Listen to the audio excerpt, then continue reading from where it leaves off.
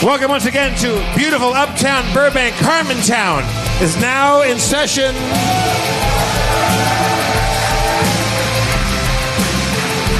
Let's welcome to the stage Spencer Crittenden, everybody. Spencer Crittenden.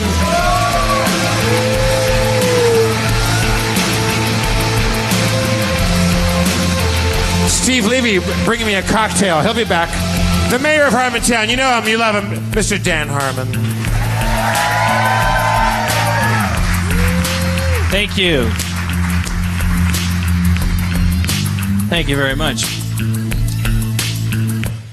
My dog was, it's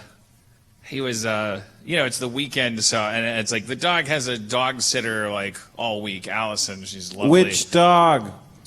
Harvey. Well, I'm talking about Harvey. I'm telling a story about my relationship with Harvey because Nigel gets lots of, I don't know, he's a snuggler and stuff, and Harvey's a very large dog. I don't say that in front of him. I call them both. I say my two equally normal-sized dogs because there's no such thing as a normal dog. It takes a long time to say it, and that's why it's kind of exhausting. And so on the weekends, which is when I'm there the most, like Harvey, who is a creature of warmth and love, like, I don't know, sometimes he gets a little antsy, like he thinks maybe when I get up to go get more ice cream or like the emergency battery for whatever electronic device I'm staring at, and then he gets all excited, like he thinks maybe I'm going to jog around the block or wrestle a bear with him, and I was going to breakfast today, and he got excited and ran over to the door because he's like, oh man, he's going outside. He's probably like Alice on the dog sitter. He's probably going to like put a leash on me and go running around with me. And I looked at him and I said, listen, man, like you know the score. Like, I'm a bad dog owner. Like, I'll just relax, and we're both gonna die, and I'll see you in heaven. And I heard myself say that, and I thought it was kind of funny, the idea of dogs going to heaven, and then like us actually all going to the same heaven, because then everything you ate would be in heaven, and like octopus are like really smart creatures, and they'd all be in heaven, but like there's like obviously it's like a 6-year-old thinks of this stuff, like, but just the idea of all biology merging in heaven, which is what happens in life, because you die and you break down. So isn't heaven, heaven's just, it doesn't exist and it's nothing. It's not news to you guys. I just had to kind of, I don't know where that was going to go. It's just that I didn't want to open the show and go, so Donald Trump Jr. had this meeting. I didn't want to, I figure you guys are running from that. And I didn't want to go, so Game of Thrones, you're missing it. Thank you so much. Oh, man. Clearly we took a hit. This better be a Game of Thrones hit that we're experiencing. Have you guys seen Game of Thrones yet? I did. Oh, yeah. You guys want to know who dies? No, I don't want spoilers, but I'm enough of an anarchist to want you to spoil it for everybody right now. It's I was, now here's Does another... his name rhyme with Braun Flow? I don't know. Do you guys want my opinion about Lena Dunham's dog? Dan, what's your opinion on Lena Dunham's dog? I was thinking about that. I was reading that article. Spencer, I don't want to know his opinion about whatever he just said. I was reading the article about it, and I was like, I wonder what Dan's opinion on this is. This is a perfect opportunity. I don't think that animal adoption shelters should do that. I think that people that want dogs to be happy and end up in good homes should see the bigger picture. I feel like, what does Lena Dunham have to do before we stop kicking her in the face? Is she what did she do? I don't know what you're talking about, so hit me to the jive here. She's lying about her dog. I mean, she's throwing it around. She took her dog to. She gave up her dog she had for 4 years because she said it was biting. It had aggressive behavior and had a dark past and something, and whatever she said. What the fuck? She's not under oath, and she's not a goddamn. What's the definition of a lie? She had the dog for 4 years. She's giving it up, and it bit people. And then, but then there was like this communique issued by the shelter she got it from. That was like, Miss Dunham adopted that dog from us. We knew it for 3 weeks, and that dog certainly never exhibited. It was like this big, long, like, Miss Dunham, Miss Dunham says, however, according to this animal shelter, like they didn't read. What the fuck are you doing? What are you? So don't do that. I thought. I want to tell people Nigel got his stitches out. He's home. He's safe. What if the animal hospital was like? He had bruises that we couldn't account for. You're not a fucking social worker. Are you admitting that Nigel has bruises that can't be accounted for? He fell. He keeps falling. Well, wait. So I thought it was like someone came to interview the shelter, being all like, "Oh, what's the score?" And then someone's like, No, that's not what I saw. I saw an open letter to the people about fucking someone's dog if that's adoption. true, that's kind of a bummer. Yeah, I thought someone came and interviewed the guy, and he was like, "Here's what I know." But yeah, that's kind of weird if they're like, "No, that's not true." Well, let's just commit to the sadness. Like, I was going to have something happy to talk about. George Romero died. Martin Landau died. Oh, yeah. Wow. Romero was one of the first Hollywood meetings I ever had. Schraub and I came out here. I can't remember who set it up. I don't know if it was... He was with the Gersh agency back then. I just remember, like, wow, we're meeting George Romero, and he wore his he wore that vest that directors wear to the meeting. And he signed a copy of... He signed Schraub's Dawn of the Dead, I think was. I can't remember what movie Schraub had him sign. I don't know. Why do people deal with celebrity death like that? Like, I worked with him once. Extra pity that he's dead. Tony and I had the honor of doing a scene together in Surfer Ninjas. Now it's bad that he's died. And here's the other thing that everyone does when it's a celebrity, like everyone wants to connect the dots. They're like, Tony Johnson died. Surf's up, brother. Don't watch out for those ninjas. Stop that. Stop it. Just because someone was a Ghostbuster. George in one Romero movie. died. You'll be eating brains of your victims in heaven. But I guess this leads into, this is where I'll finish up, because I had an epiphany about this. I haven't executed this epiphany yet. I haven't acted on it, but my epiphany has been this, all right? Are you listening? Are you paying attention? I'm buckled all the way up. The reason I've been getting mad at people on Twitter is because for 30 years of internet usage, I have always been assuming this one thing that was going to be a common assumption among everyone, which is that everything that you're saying on the internets is something that you're implying you would say to my face in real life or out loud in a crowded room if you're broadcasting it. And I was just taking a pee at work the other day, and I was like, because we were talking about the internet and then I was like, I don't know, it was an epiphany, and I we have all the time, and it's like, I think the warm water leaves your body and your brain shifts. Yeah. And whatever you were just talking about has a chance to click. You said epiphany? Yeah. Okay. I didn't coin it, I don't think. I'm writing it down. But my epiphany was, holy shit, everyone in the world is a moron. And so when the internet gave them the ability to say things to each other, a lot of these people inherited for the first time in their life the ability to say things to anyone in any way. And so we're these are not people who would be at your party and then say that while you were saying what you're saying.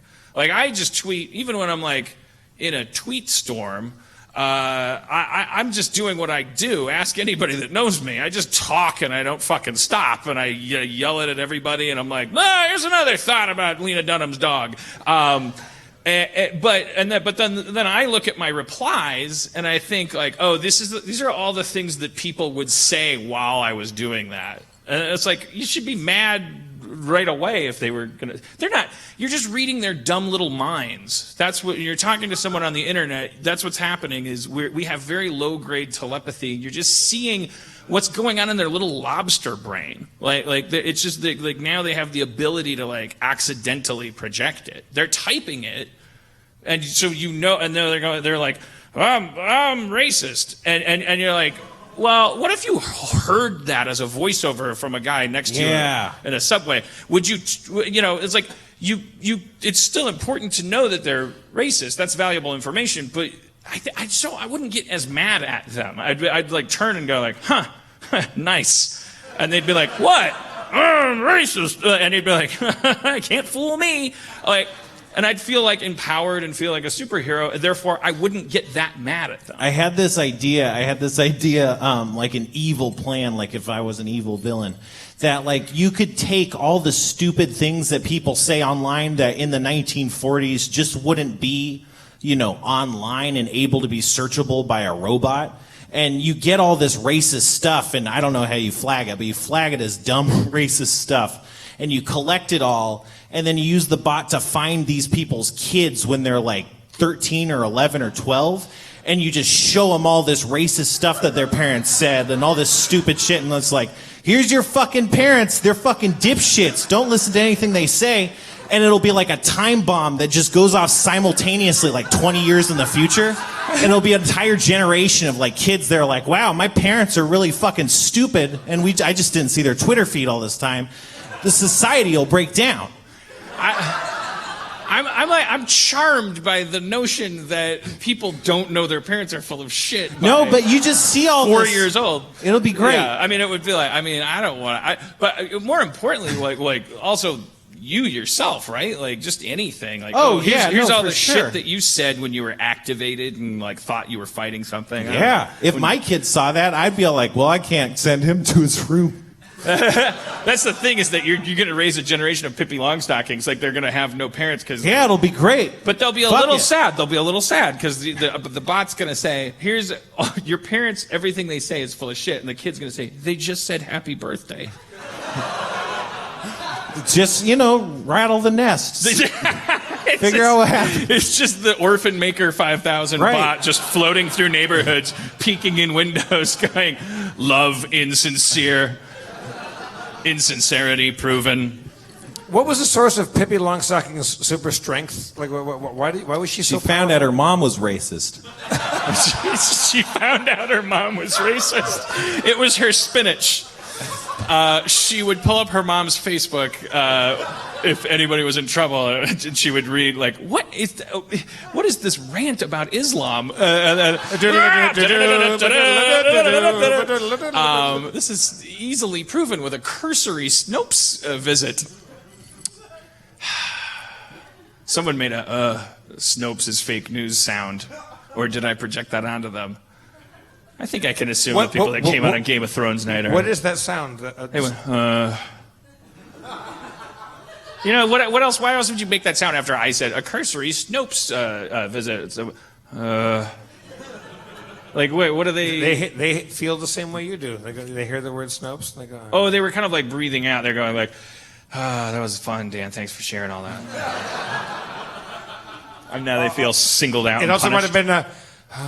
what's a Pippi Longstocking? Oh, yeah, what is half of what he says? It's just grandpa gibberish. Well, let's bring up younger blood. I'm just a big fan of this person. I really don't know that much about her, so I thought, get to know her where I get to know everyone else. She's out there in Brooklyn, tweeting away. She has like this amazing kind of like outlook. I mean, I've told you up here, like, where I'm at, which is like starting at zero, because I felt like I was like, you heard me. You can rewind my fucking stuff, and you can hear me talking about things that are true, which is that the bipartisan system doesn't work. But now we all miss it very much. I do. I'll speak for myself. And I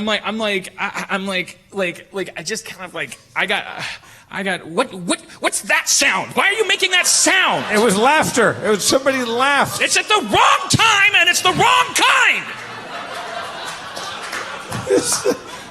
I am vulnerable! Somebody was enjoying the show. See, that's what I'm talking about. That's what happened to me after the election. I started experiencing vulnerability. His name is Charlie Snopes. I don't care. Oh, Mr. Snopes. From the New Hampshire Snopes. Actually, that's not true. We're not from New Hampshire. Those Snopes. Would you like some dip? That's not dip. Okay, getting annoying. Don't invite the Snopes over. Okay, look, this is I stalked her Facebook page when she was flying in today, and I was like, I don't know where I would go to the Facebook page, and I saw that, you can actually say things that are longer than on Twitter and stuff. This is from December 1st. This is shortly after the. Throughout the campaign and election, I felt that something was truly off about our institutions. The way people were absorbing and discussing politics and the lack of discussion about policy. I thought for a while about the source of this problem and potential solutions, and I made a decision. I'm working on a project to develop the concept of citizenship.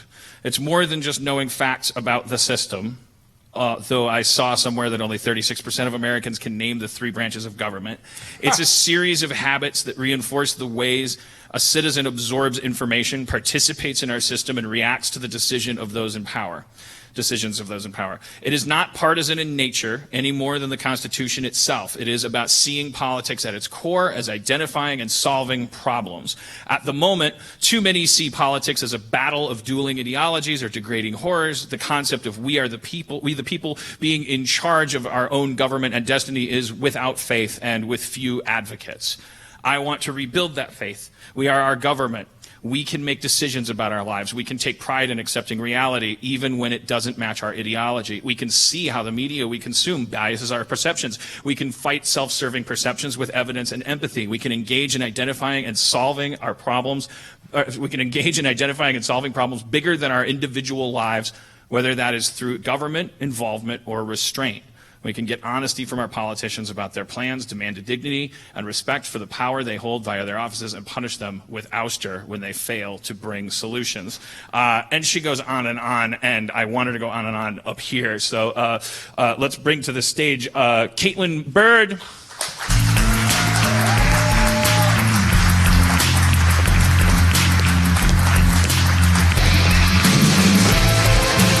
Hello. Sit where you like. I forgot the one thing I should have asked you backstage was, oh wait, am I supposed to use your real name, or did I just like? No, it's good. I got doxed. It's great. Hi, everybody. I'm doxed. No, but we can edit that out very easily. Okay. Because your meaningful identity to me is Gotham Girl. What's your Twitter handle? Gotham Girl Blue. Gotham Girl Blue, where you have like 1,000 followers, which I didn't do anything to earn 400,000. I did things that explain why I have them, but the things that you're doing in that corner of the internet seem magnificent to me, and I'm coming to you for this episode of the podcast. Just want to get a little like clarity, but also hear from the side, because I guess why am I explaining to you how I'm about to interview you? It's good. I've never been interviewed before, so this is good. I need like some prep. Okay. All right. Well, let's talk about. What else are you gonna ask? What I really you do all these kind of like tutorials. Like if people go to you have a separate Twitter that's like Citizen Zero and Citizen Zero blog, I think, is the name of the Twitter handle. And you're admittedly like just starting that, and you're not. This isn't your wheelhouse. That in particular, like you're not like a web genius or whatever, but you're hoping this can be in kind of a project that people get interested in. It's sort of about the analysis and of what it is. What does it mean to be an active citizen? What does it mean? And so I guess the thing that I want to start with is, because all of us are familiar with this aspect, which is arguing online about politics. How do we do that right? Like, I guess to start, I did like actually write a post, because I'm a terrible person who writes blogs forever. But the first thing I think to start with is always to have an idea of what you actually want to get out of the discussion. Like, if you go into a political discussion and your aim, you don't know what you want it to look like when it's done, you're going to end up in a flame war where you call somebody a cunt. Because it's gonna happen. Because you're secretly like not. That's what you actually are burnt up about. You can actually do yourself good and do the other people good by actually knowing that that's what you're thinking first of all, right? Yeah. Like, and so like let's do an example of how to. So if I'm just sitting over here stewing. So first of all, how do I? If I'm mad, I hate women. Like, let's say, I just hypothetically. I hate women. I just heard about the Wonder Woman premiere, or the Wonder Woman screening where you're not allowed to have men at the thing, at the Alamo Draft House. So I just read about that on Facebook, and now I'm real mad, or maybe I'm not even acknowledging that I'm mad. I'm bemused. Because people don't understand how illogical it is. But like, what should I be doing in my status update? Or, like, is that the first mistake? Is that people don't start discourse that way. They don't be honest and say, this is how I feel. I think, first of all, would be, like, what kind of topic do you actually want to cover? Because if you want to just talk about how you feel about something, there's so much space for that. There's a lot of it. But, you know, if you want to use social media as your therapy session, which is totally cool, just acknowledge that that's what you're doing. Because then people don't want to engage with you if you're, like, having those feels. I feel like that's not a great way to start a political discussion. I think the easiest way, like, I don't know, I was really upset about, I think the thread that you noticed that got you to follow me was the one about Bernie Sanders. Mm-hmm. And I started from this place where I was like, wow, I've got a lot of thoughts about Bernie Sanders, but so many in my head, so maybe I should, like, put them out there. And I started from this place of, like, I don't want to be confrontational. I don't want this to be like, oh my God, I hate Bernie, all of you can suck it. So I came from another place because I know that was going to end badly. So I was like, okay, let's talk about why people don't like Bernie Sanders. Let's talk about that first. Let's talk about why people might not be involved in his campaign or not feel like he insults them or feel they're distant from his concepts. At least if I get that out, then at least you know where I'm coming from when I say that I don't like him and I don't want him to be president of the United States. If I don't, it's not personal, my dislike, but it means that I have to be honest about where I'm coming from, what's motivating me, and be able to explain and defend it when somebody comes up to me. So a good place to start from if you just want to vent some stuff, which is all of our rights to do. Like, it's probably best to just be like, the more honest the better. Although some of us are, like, you want to be funny about it and you want to, like, have a point of view, and sometimes that involves sarcasm, and sometimes that involves the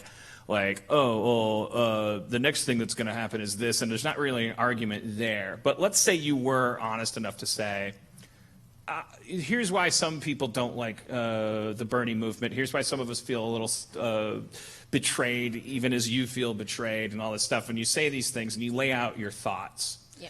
And then so now let's go to the next step, which is you're being attacked. Someone's going to talk down to you, whatever you want to call it. But you seem to have this ability online, which was inspiring to me. Like, you don't automatically assume like that this. Even though you know, because we were talking backstage and Cody said, how many times does it end with a conversion of someone? 0, absolutely 100% 0 ever. But people are watching and we're performing on Twitter. But anyways, I'm answering your question for you. No, here it comes. I'm gonna be like a dummy, like a mannequin, like oh God. I'm gonna be like okay. You just said all that stuff about Bernie. Okay, so then I respond to you and I say, yeah,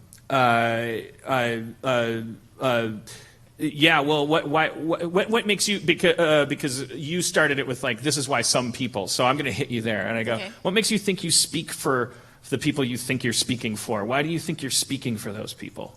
He lost the primary by 4 million votes, so I'm pretty sure I'm speaking for a lot of people who didn't vote for him. So then that person's going to get riled up now because you're going Charlie down there. Snopes liked it. that person's now riled up because now they're going to go, well, the reason he lost the primary is because the primary was not a fair fight. You can see in the leaked emails that she's conspiring against him. The Democratic Party is villainous and unfair. I don't know how I fit that in 140 characters, but I did. No, you totally did. So my response, also in 140 characters, is that Bernie basically lost the race around March 1st, and you would need to explain to me exactly what the DNC did before March 1st that secured the fact that he would never get enough delegates to win the nomination. If you can explain that to me, I will gladly take your position. I will acknowledge it. I will say, like, I totally understand where you feel you're coming from, but you got to show me the evidence of a problem that could not be solved by his campaign. Do you ever have, because I just, like, because this is going to fuse with, maybe let's learn a little bit about your, like, from birth forward, like your early story. Because I'm curious about how, after that election and those spreadsheet results, where certain demographics were revealed to be just as chaotic as life itself. There are things that we thought, if you had this quality or that quality from birth, that so and that has put us all into a tizzy. And there's actually on that spreadsheet, as I said, after the election, if you cross all of it, it's like there's one group of people that should be taking their hands off the wheel right now and be more jaded than ever, and that's black women, because they turned out to the polls and, like, I don't know who those 3% were or 2% or whatever it was, but it was like, and did you, well, to go back to that, first of all, did you feel a betrayal from the next morning? From white From people. your other Democrats? From white people. From white people. From white women, from I mean, you expected it from white men maybe, but like were you shocked like that women didn't like Wonder Woman it through, you know, like just like as one gender?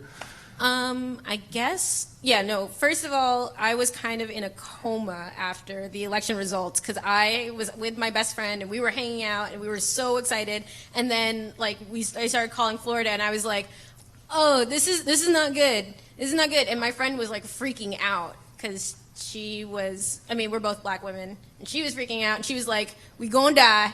And I was like, maybe not. Maybe something will happen, and then she'll win, and then we won't die. And it didn't work out like that. Fortunately, we're both still alive. I kept yelling at Cody, like he's not winning. You know, like I was like mad at her for thinking it was possible for women to have their hearts broken. Yeah. I'm like, no, it's not going to happen. No, you don't get the universe, okay? Yeah. Yeah. So I did feel, to a certain degree, I was like, this wasn't supposed to happen. The numbers weren't supposed to work like this. I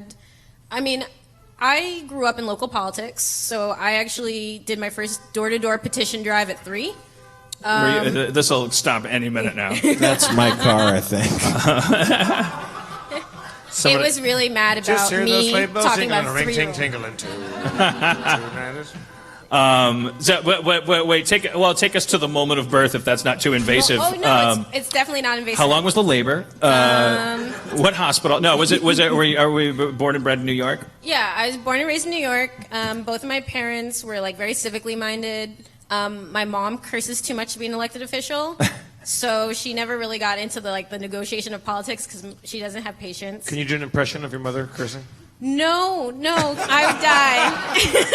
By the way, I'm from the future coming through a portal into your mother's kitchen about her political career. It's not because of your swearing. It will only ever be because you're a woman. It's like we are going to elect a man who talks like a sewer. Yeah. And in all the ways that really matter. And then I'm going to go back through the portal and enjoy a nice cocktail. Yeah, no, it's good.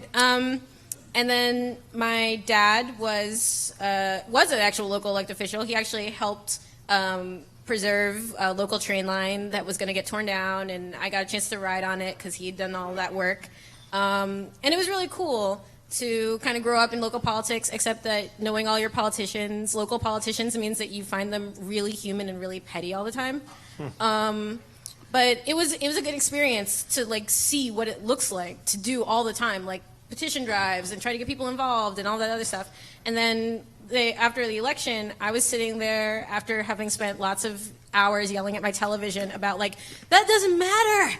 It doesn't matter that he like loves golf. Like, why does anyone care? Who is talking about these really important things? Like, are we going to upgrade our energy grid? That's really important. We can't just let it sit there for the next 20 years deteriorating. Is anyone going to talk about global warming? Is like literally at all? Like just maybe like 5 minutes. Could you just ask him a question about climate change? And then if he doesn't answer correctly, because there's a correct answer. There's only one answer, actually. There's no multiple choice. It's like one answer. A, the Earth is getting warmer. B, then the next question would be, what are we going to do? And the answer is, fix it. That's like, there are only two answers to those questions. You were talking backstage about the original zero-sum game, which sounds exactly like that, which is human rights. Yeah. Because, and you take it. You were telling me things about the Dixiecrats and history that I'm just here to absorb. Because I was thinking about Soylent or something for those years. So, like, human rights used to be a part of the Republican Party platform. When they started, like, when the Republican Party started. And defining human rights, because now we live in this post-nationalist, like, do we mean American human rights, or do we mean, like... Any human rights, when you're talking about slavery, there's kind of, like, no, like, separation between American human rights and just regular human rights. They're the same concept. And when you're talking about the ability to access your civil society, like if that's the standard that you're setting for your citizenship, like white dudes get to participate in society, that's a human right. At that point, it's not like a right for a particular group. If it's necessary to make it possible for that entire group to vote, then it's necessary for everyone to be able to vote. That's how it should work. The only reason we have an age cutoff is because have you met 17-year-olds? Like, no, they're not allowed to do anything. Yeah, I don't want a world run by me at 32 or 5 seconds ago. We move forward and we grow, and hopefully for society, whatever. Why am I doing this? So a sidebar on that. Because I keep reading about voter suppression. I get gerrymandering. I understand that a little bit. That's simply the horrible kind of sometimes functional but ultimately erosive process of playing chess with like where districts are drawn. But blah blah blah. We all know what gerrymandering is and how that is voter suppression. What is the shit going on with like? Why is it really as simple as like with voter ID laws? Talk about the state of affairs with voter ID laws. Is that differing from state to state? I'm lost there. So every state gets to determine what it's going to do with its own election, which is a good thing in some ways and bad thing from like a national perspective when we're voting for president, because it's really annoying. But state by state, basically what you can do is you can create a standard for voting. And once you do that, you basically can control the rules of what it means to get to participate in voting. I know that there was an automatic voter registration bill that was going through in Nevada. I believe there's a state or two that's working on it. It might be Oregon. Oregon actually passed it, which means that you're automatically registered at 18 and you have to like go and deregister or something like that in order to stop being on the voter rolls or death certificate.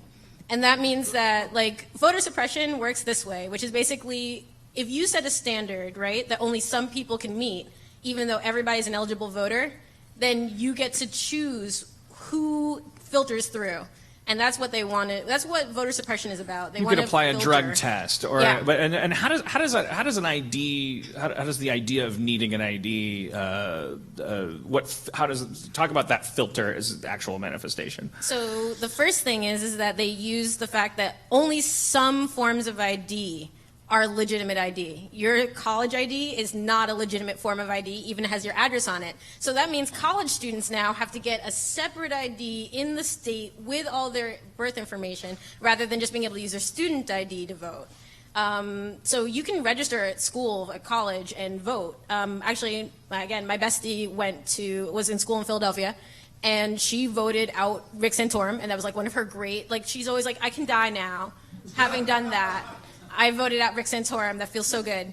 And she didn't need to present like photo ID, she was able to go present the evidence that she lived in Philadelphia as her means of doing it. Right now, what happens is that with voter ID laws, basically what they do is they set a standard that you have to meet. So you have to bring your birth certificate or this.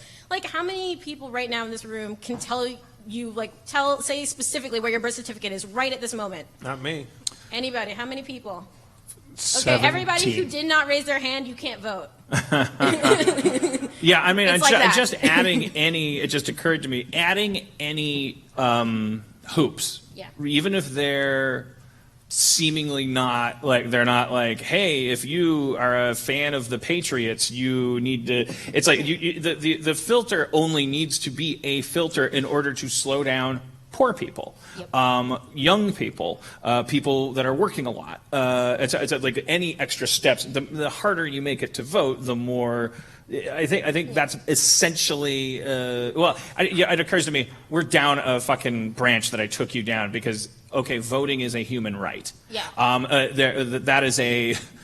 That's an argument that we're still having. Needlessly, the idea that voting is a human right, forget about shelter, medicine, all these things. So take us back to somewhere around the 1800s and let's step forward where human rights is like this issue that starts fragmenting us into weird bedfellows. I mean, it's always been fragmenting us. So let's start from the basic concept, right? The idea of America is that it's not based off of where you came nationally. It's always the dream. It's still the mythology that we talk about on July 4th is that we built the country on ideals, and you could come here and you could dream what you wanted to dream, dream the impossible dream, all of that. I can't sing, so I'm not going to try it.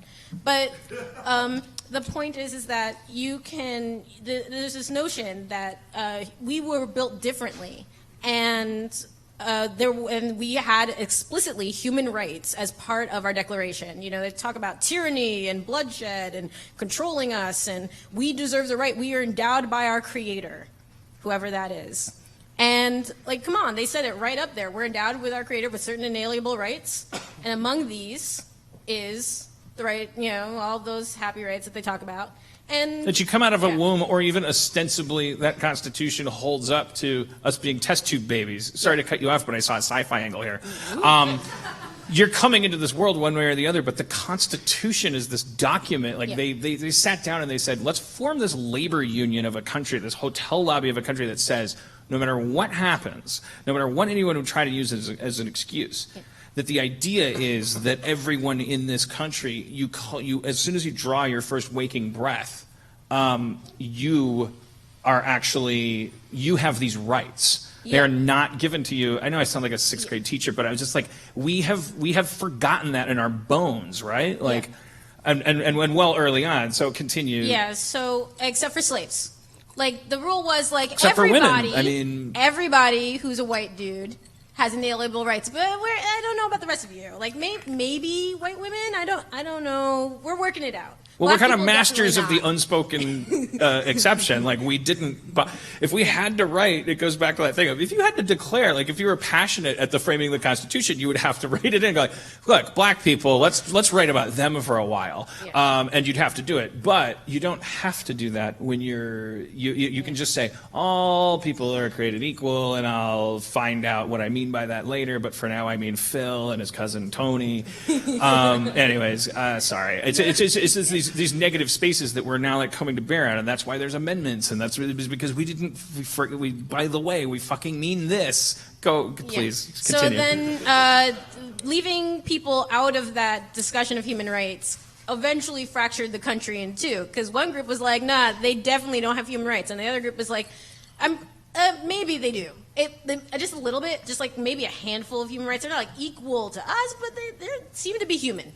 I think actually after quite a lot of time, they do appear to be human beings, so we might need to just accept them as part of the country. And they were like, whoa, you can't do that. And then they decided to murder each other over it for about 4 years. And the Republican Party's concept was we actually recognize that slavery is bad because it infringes upon human rights.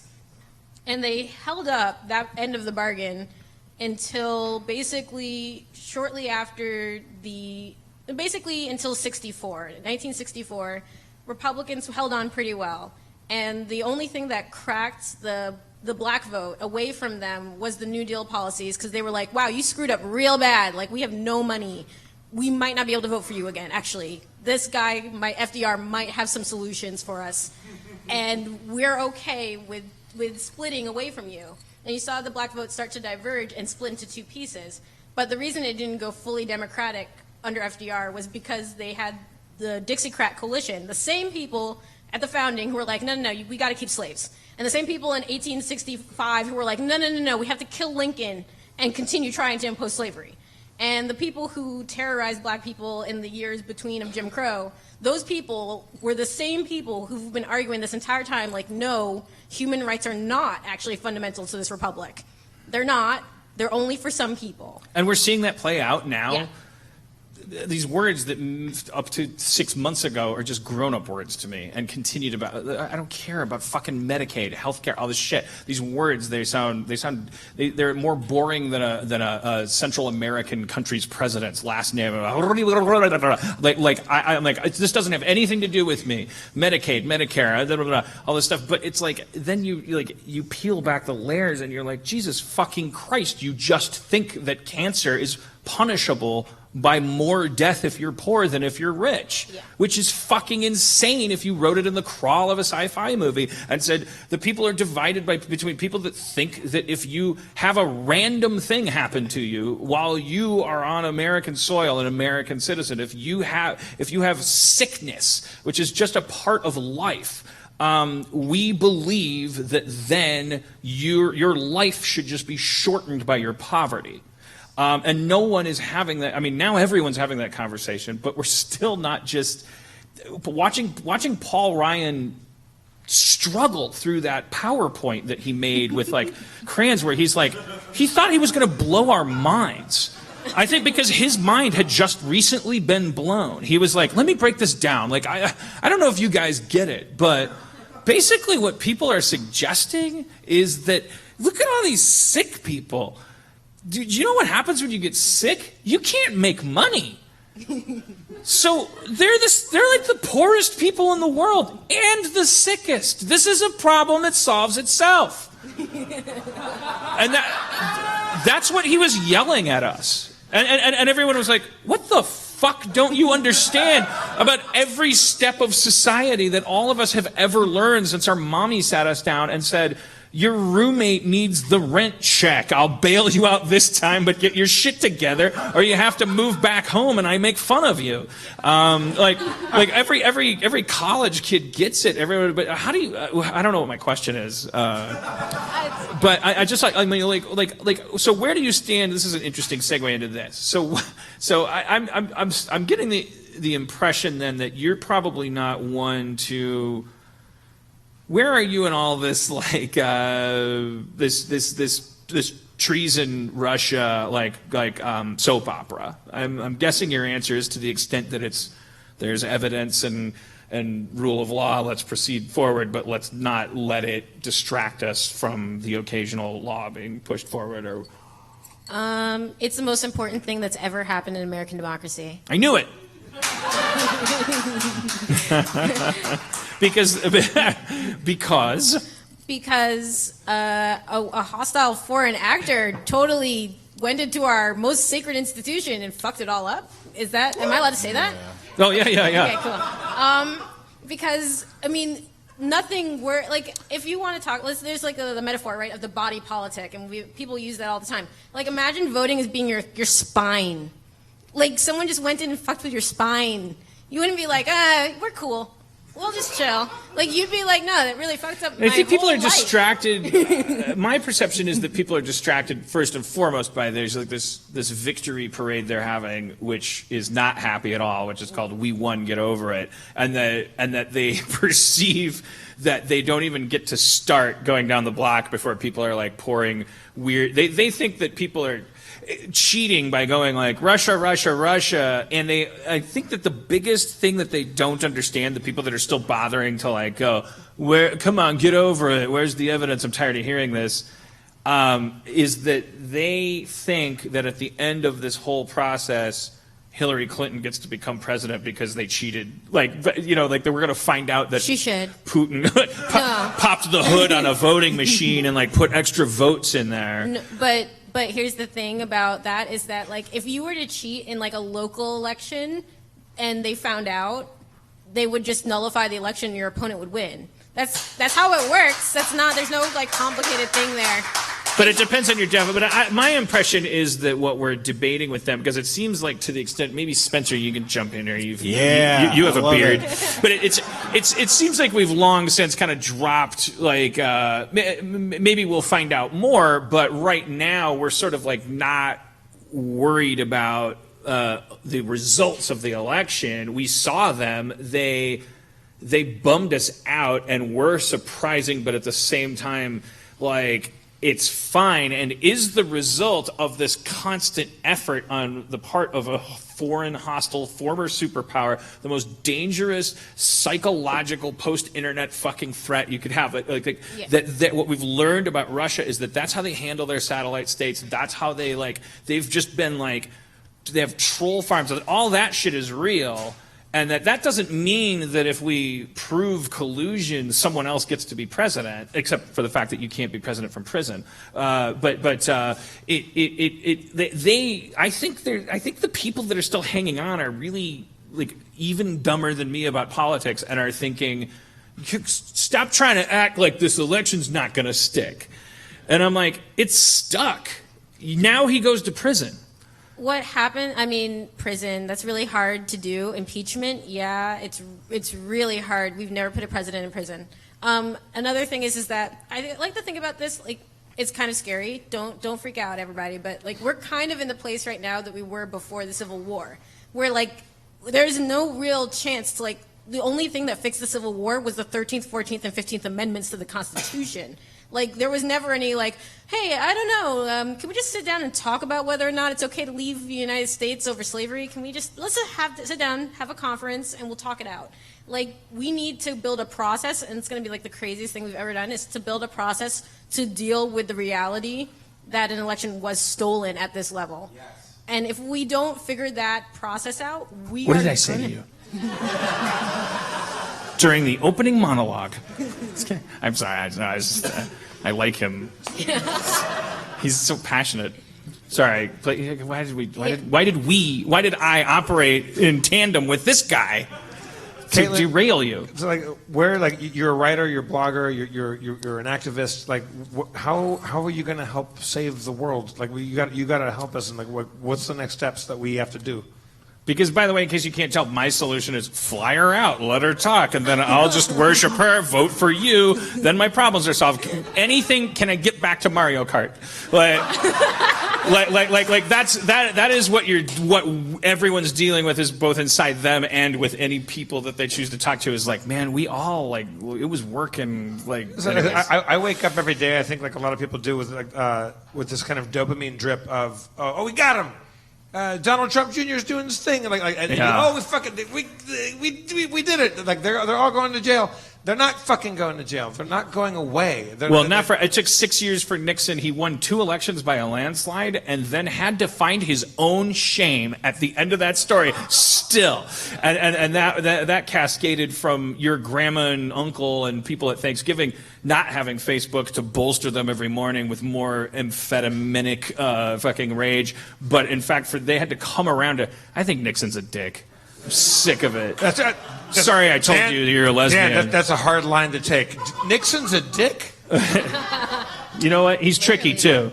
I wish there was shorthand for any of this, but honey, there's no Facebook yet. I've got 3 pigs to slaughter before lunch. Like I leave town every couple of weeks, and I turn off the news and I don't read a paper, and I come back assuming that Donald Trump has killed a kindergarten, because it seems like he will one day.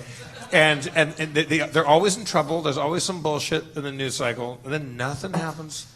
And we all think it's going to be fixed, but it's not going to be fixed. Like, we actually have to revolt at some point, don't we? Like, we have to take it to the streets. Well, so let's get back to this amendment. Let's make 3 new amendments. Do you think that It's called the Doobie Amendment, called taking it to the streets. Are you suggesting that maybe we take our lumps with Trump and let this cancer ride out, knowing that we are bombarding it with the chemo of fucking holy shit, what the fuck have we done? That's going to make us sick, bum us out.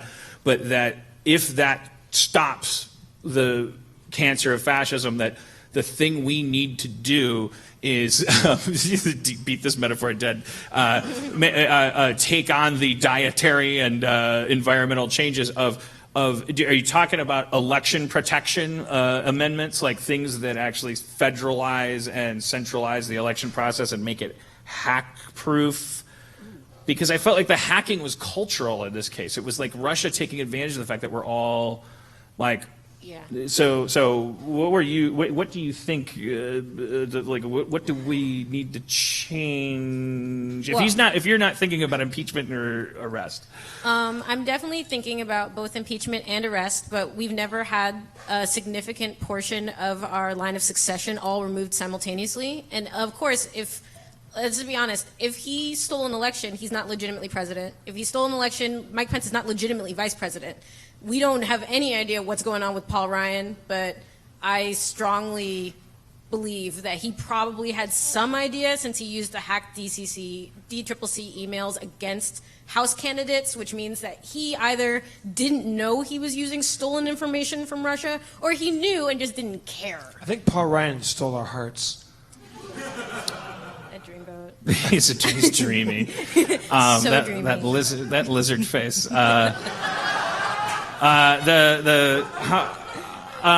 But okay, so yeah, because that's what we're all thinking right now. Like we wake up that fucking meeting where, and somebody made the reference before I did. I thought I'd be the oldest person on Twitter and go, yeah, Serrano's got the discs, which is a reference to Midnight Run, in which the resolution is all Robert De Niro has to do is to get crime boss Tony Serrano to accept discs that it's been established Serrano believes are fruit of the hacked election. Yes, if a Russian government lawyer, and it's amazing that they actually, it's not amazing that they identify themselves that way, right? Because the Russians probably are like going, when you're Russia, everything you do is a win, win, win, win, win. There is not even one lose in there. There's no wrong move for Russia to make. They can just email you and go, hey, we've got naked pictures of Hillary Clinton. Hey, I've got naked pictures of your mother too. I've got naked. They can just send out whatever they want. Any meeting you take, now they've got you for that. They can just, and then the further the relationship deepens, the more stoked they get. The longer they wait, the more they offer up. And you have to figure that, combined with the collective IQ of the Trump team, who never thought they were going to win. Like, they've got to be in so fucking deep, it's insane. Yeah. So then we all wake up realizing this. We're all starting to realize this, that this treasonous path, probably very likely, Occam's razor says, these motherfuckers, before they knew it was even possible to commit treason, when all you want to do is just win the presidency. They committed treason so long ago, we're going to find it out. And then you just like, wait, what? We're all just sitting here going, then what do we do? Yeah, there's actually no actual process for that or answer. I kind of wish I could give one. The answer, I think we talked backstage, it was about, know what you want to see, right? So what do we want to see? Imagine right now, the president of the United States has not been legitimately elected. None of his cabinet can take over for him. Not his vice president either. We have no system whatsoever has ever had this happen. So what happened? What do we as citizens want to see? Because if you can't figure out that next step, which is do we rerun the election? We could. We have the money. It's not like we can't afford to run a second election. Then the problem is Republicans have to put somebody new up. Should we give them the opportunity? Should we just claim that it's illegitimate, install Hillary? That's going to go well. People will be very calm. So the problem is that you need to know what you want to achieve first. And then the answer is to start working backwards. So what can we do as citizens to make it easier to understand what that result should look like? And I honestly believe that we should declare the election illegitimate and Hillary Clinton should be president of the United States. And I don't just say that because I really liked voting for her, but also because, I mean, in all honesty, that's what happens with virtually every other contest that we've ever run where we find somebody cheated. Right. We're like, every other time in all of the history of the world, when we're like, hey, turns out you're a fucking cheater. You actually totally stole that thing. You don't get your medals. You don't get to win the game. You're erased from the history books. We remove things. Like, that's just how it's always gone. It happens in local elections. When am I allowed to make fun of Barron? Yeah, what age does he have to be before we can go? What's the statute on that one? You are clearly... Because I've got so many tweets just backlogged. Yeah. Oh my God, I can't talk about like many of the things that I want to see are felonies to say out loud into a microphone. I've researched it. One of them may or may not be like I just can't. It's Barron's adulthood in general. Like I can't wait until he's walking around. I am endlessly entertained by Donald Trump Jr. I think because I just like it's like his tweets like and with his avatar with that hair and his face like I just regress to a time in every cell in my body when I was absolutely the underdog. I didn't know that I would find out 40 years later that that my view of things is limited to where I turn my head. But when I knew I had righteous anger, when I knew who the bad guys were and why I was a hero, that fucking kid, and I'm calling him a kid because his dad calls him a kid, which is part of the problem. He's my age. He is such a villain. He's always been a villain, and I love that he's entered the fucking forefront of everything. It makes me so happy. Now I'm rooting for evil to have happened. I'm rooting for him to disappoint his father. I want one of the two of them mythically. This for federal officers listening. I want the whole thing to end in all of them in a Reservoir Dogs crossbow fight. Crossbow, where a Secret Service like commander or whatever their highest ranking official is like has been locked out of the room like a firewall like in that Life movie with Jay Gills. They're on the space station and the octopus monster starts firewalls and they're like locked out of the Oval Office. They're like, we need to be in there, and then they come in and it's like people are talking about what happened with flowcharts for 6 years because all you see is just they all did it to themselves. They're just like there's just crossbow bolts everywhere and freedom. A vacuum of freedom. And then from then on the Oval Office is like this weird place where like, well, we couldn't tear it down. But here's where the tour gets even more interesting than it used to be. It was already the thing you were looking forward to. Now it's also got a lot of ghost stories. I just think that we don't need them to have crossbows. We just need them to make it like hemophilia, like the Romanovs. Like they should all just die of some sort of weird inbred I don't want to disease. wait that many generations. Like, Did you just fart, or was that your chair? Oh, okay. I thought it was like Dan. When I fart, you'll fucking know it. All right. That's what I thought was happening. I thought you farted and I knew it. The one who heard it, Kaitlin, turd it. So, what about you personally as a person? Because part of what's inspiring about you is you have that I don't want to be your Joan of Arc, stop treating me like something that's going to solve all your problems vibe, which makes me want to treat you like that. Just tell me what to do and tell me what to think and I'll vote for you. Do you have political aspirations? Do you want to? No, I don't. You will never see my name on a ballot. Like, not ever. Not good. Not good over there.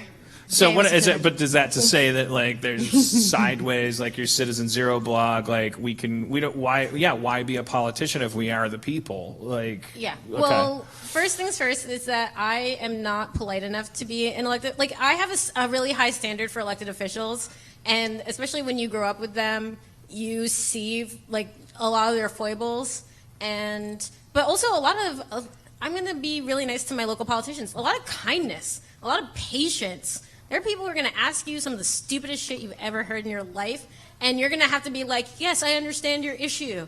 It is really terrible that the lines are that particular shade of yellow in the two lines are. It's so tough. I understand.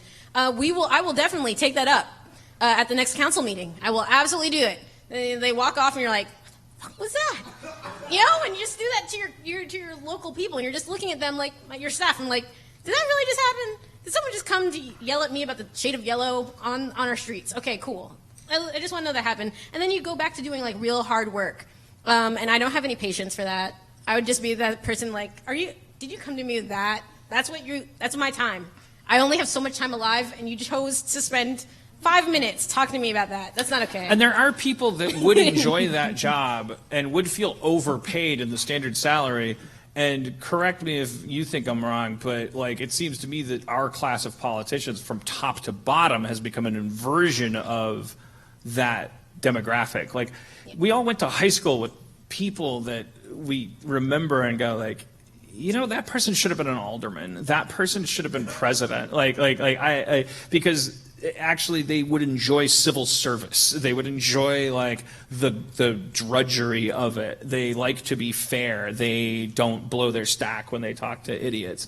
And those people are 180 degrees like on a different road. They're directed that way by, I don't want to say Hydra, but I don't want to get into a conspiracy theory, like a reptilian like alien that's taken over our Earth. But there's a problem there, and it all comes back to the individual's definition of what it means to be an American citizen, which we have been, especially recently, but probably for my entire life.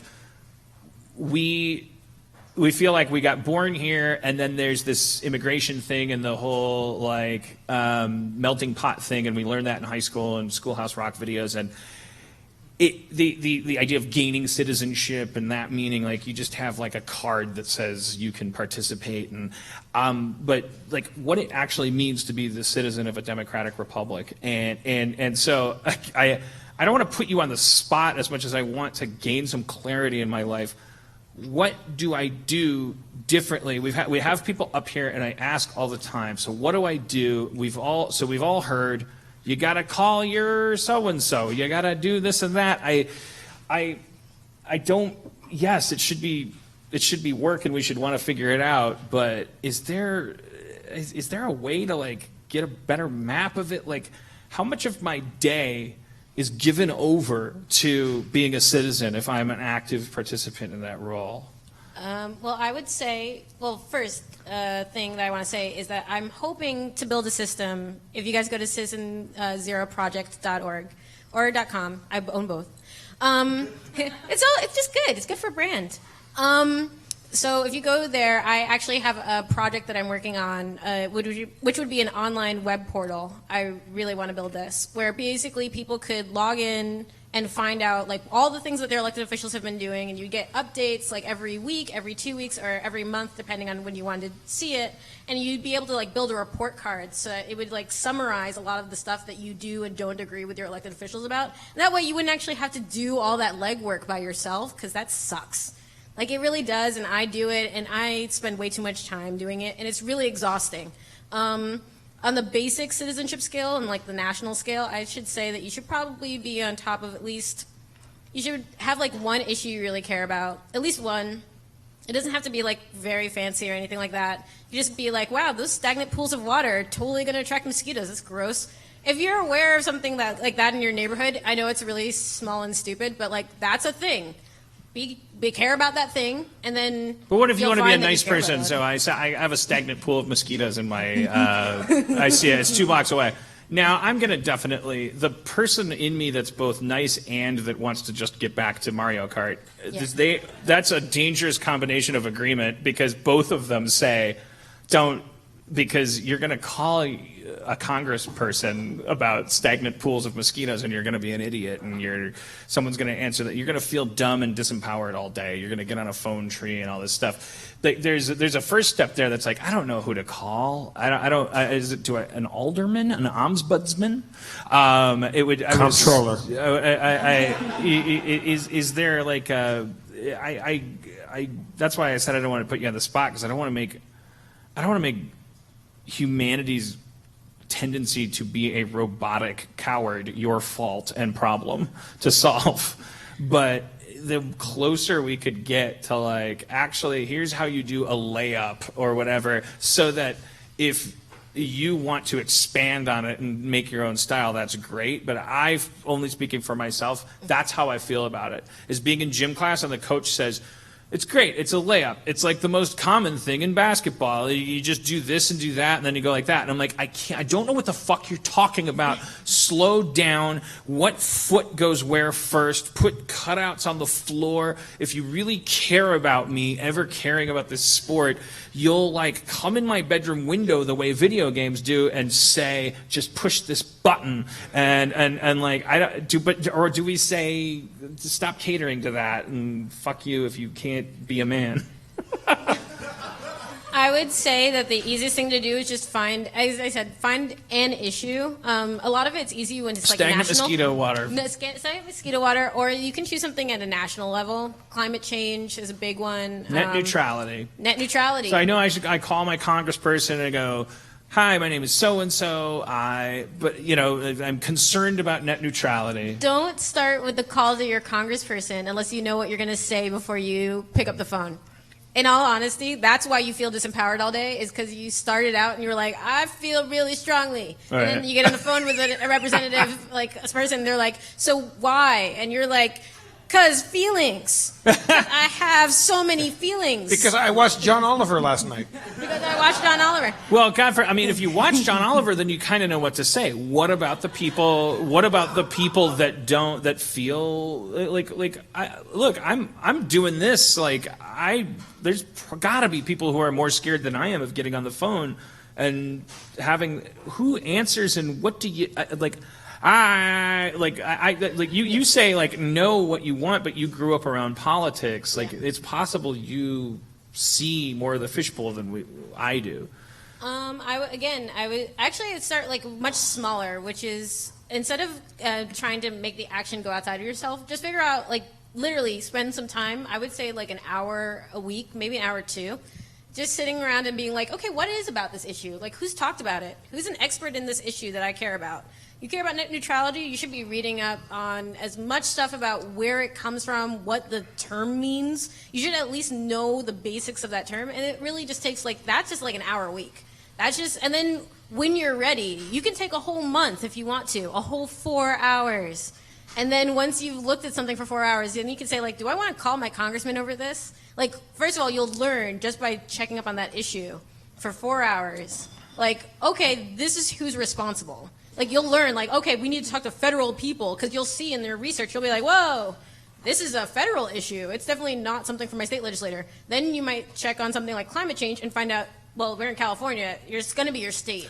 All right, well, let's do an exercise. I'm going to be this, and the fun thing about this is you can't do wrong because I'm a manifestation of my own fear in this exercise. I'm the person on the other end of the phone. You be you. You're a citizen. You're activated about an issue. You don't even have to tell me what it is. I'm answering the phone at the House of Representative level for your district. Cool. All right. Are you going to make this ringing sound effect, or should I? Oh, you should definitely do the ringing sound effect.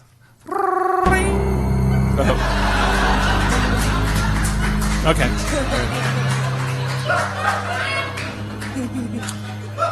Good afternoon, Congressman Schmanham, Hanman's office.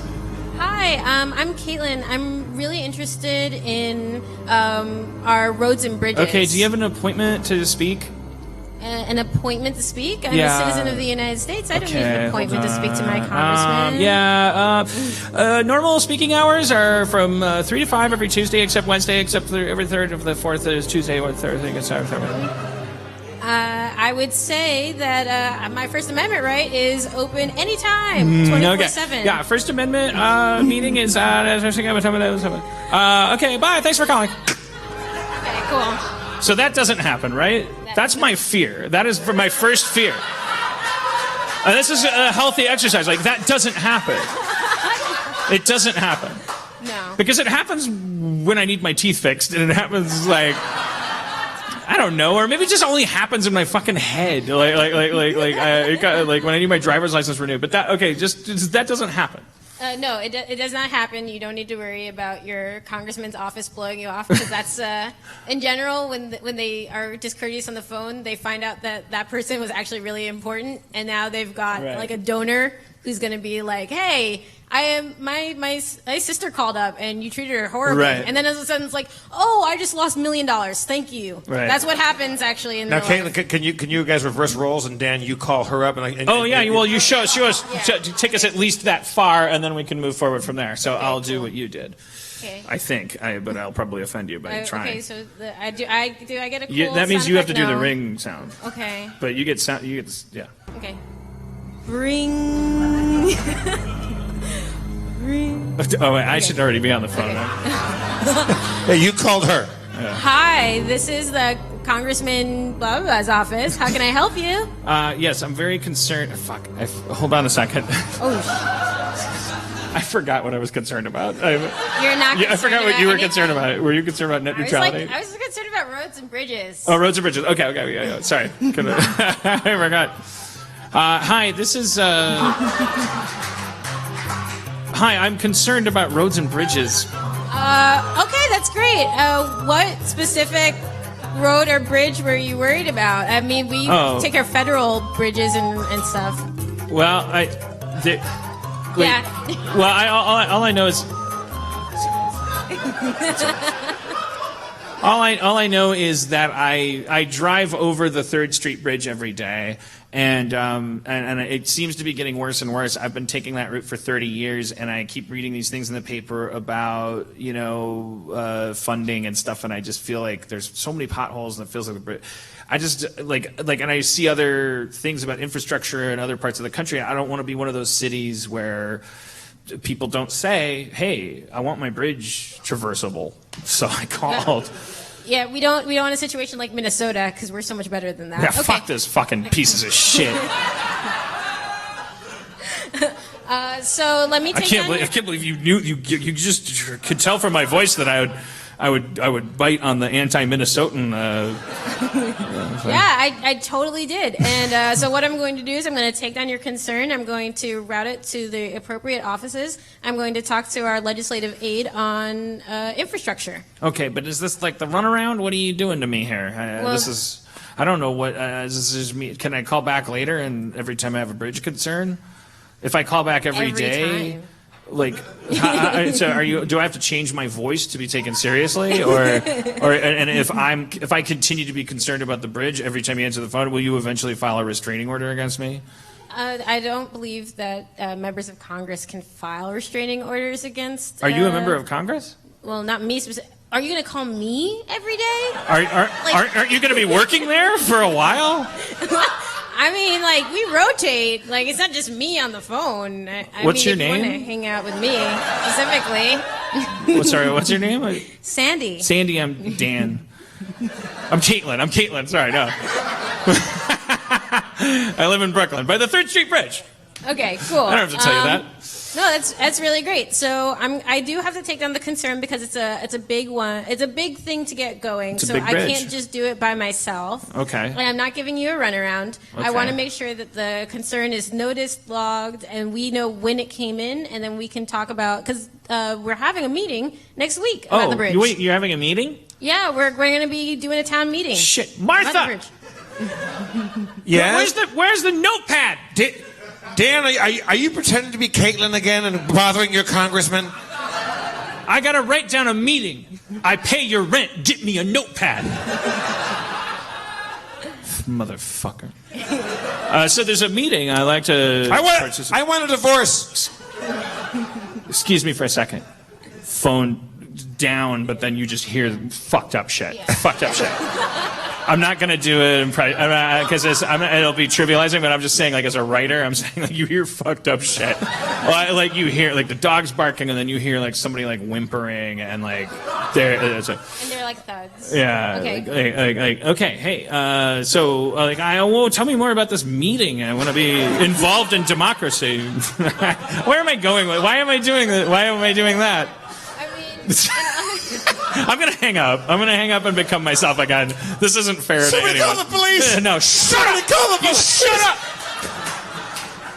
Call 911. You get in the food hut. Whatever that means. Oh my God, my face. What happened to my face? It's you get in the food hut. It's the title of the indie movie that will be made about your experience if you're lucky. Click. Okay. That's what they like that. They like human tragedy. Thank you for that nice applause for domestic abuse. That was very nice. Well, that's the part I didn't want to make a cartoon about. Yeah, but I thought like if it was like a Rear Window thing where you're like, oh my God, there's a murder. All right, but anyways. So and then as like a sad legislative aide, I have to like try to figure out what the hell happened. It'd be good. But can I suffice it to say, if you do, and there's a million apps and it's a Google away, like this idea of calling your congressperson, there's pretty much no chance of having the experience that you have if you were to call Fry's Electronics or the DMV or your own dentist. The people on the other end of the phone are like they're passionate about politics. Their job is to pick up that phone. Yeah. You're gonna get through it. It's okay to maybe even kind of only maybe be figuring out what the fuck your problem is. Like a little bit, right? You'd recommend not doing that, not using it as a therapy session, but at the same time, I think the thing that keeps me in line is this fear of I'm just going to feel stupid.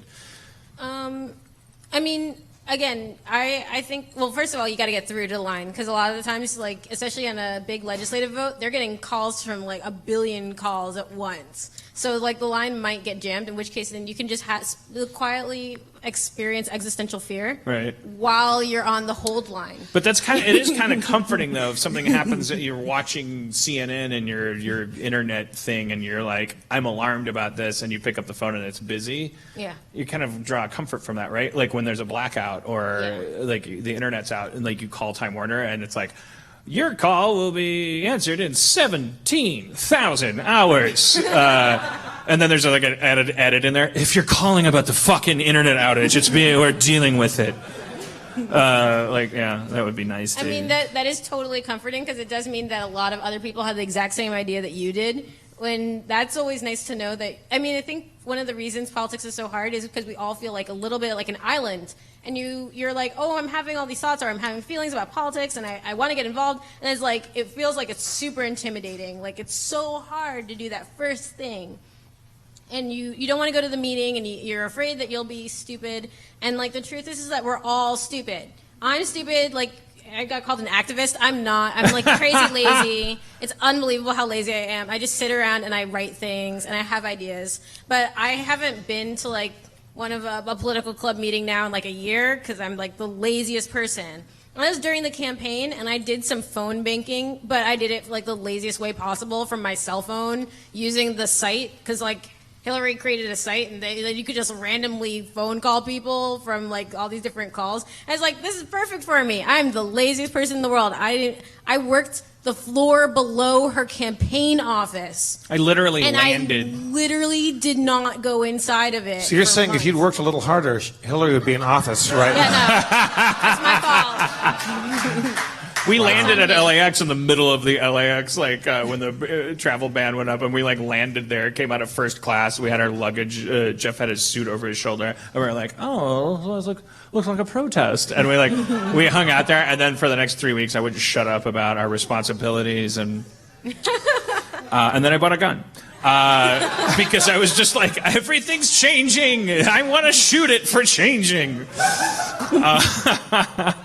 What time is it? We should probably thank Kaitlin for coming up here. We have more important business to do right now. You know what? I think they were being very classy and like didn't want to shout 9/11 like they always do at 9/11. That's very nice. I think we We're live in a world. very disappointed in the audience. We live in a world. Kaitlin, you think you're lazy for not making phone calls more these people didn't shout out 9/11 when it was 9/11. But yeah, I mean, I guess I want to make sure there's an action item or something just for people who are more interested, still have more questions, all that stuff. Obviously, we've said your Twitter name, which is Gotham Girl Blue. Yeah. And Citizen Zero Project. Is that the Twitter handle or? That's not my Twitter handle. That is the site. I literally just upgraded it with all the stuff that the nonprofit that I'm working on is going to do. I can't take donations yet. I'm hoping to do so as of August 1st. But there are literal projects that I'm working on. Whether or not that's creating discussion groups and training other people to lead them, whether that is creating the online portal and the app so that way you can do more passive citizenship and you don't have to actually collect all that news by yourself because that sucks, or whether or not it's creating a K-8 curriculum because I'm working on getting kids to understand that they're citizens so that way you build the habits early and then you don't have to worry about doing it as an adult because you've already been doing it. Yeah, that's right. Yeah. Okay, well, let's hear for Kaitlin Byrd, everybody. Look her up, and she'll be back, and we'll continue to maybe how we can help you in Los Angeles. We'll be like sister cities. Sister cities. Figuring that out. All right, thank you, Kaitlin. Thank you, Kaitlin. The rest of the show will make no sense to you, but but you can go watch it with Ronald. Unless you've been listening. All right, so let's bring up Steve Levy. Steve Levy to the stage. Levy in the house? Or did Steve leave us? Steve Levy. Oh. Steve Levy! He's upstairs doing lines off another guy's wiener. Don't you leave me! Steve Levy, everybody! Steve Levy! Hey, everybody. Sorry, Church was telling me a fascinating story. Steve Arriver! Say what? No, Church was telling me a fascinating story backstage, and About what? just personal stuff. In a more primitive society, that would be a huge like you came on stage and said yeah, your girlfriend was off stage telling me some shit I can't talk about. Well, I don't want to. You don't want to cause no trouble. This is not a forum to disclose anyone's stories. Don't necessarily. I don't know. Yeah. All right. What's going on? Well, I mean, we can't tell you. All right. I got a little educated. I think the most important thing I learned is that it is that membrane. Like, I'm bad on the phone, man. Like, I tell people to call their congresspeople at the drop of a fucking hat, and I stand before you naked and trembling at the prospect of. We've been on a lot of phone calls together, and I gotta say, some of them you're really great, others not so great. What is the difference, do you think? How much attention you're paying and how much you actually care about what we're talking about, maybe? Right, so a bad phone call would be one in which, everybody wants something from me, and I don't know why I'm on the call. I don't know. Sometimes you turn those around and it's like you're a hero. But I can't. I want to make you name examples so bad, but it'll only hurt me. And you just have this luxury. You're like Varys in Game of Thrones. I don't know who that is. Look it up. Yeah, all right. You'll Look, be very I don't watch flattered. Game of Thrones. You guys can all boo me. It's cool.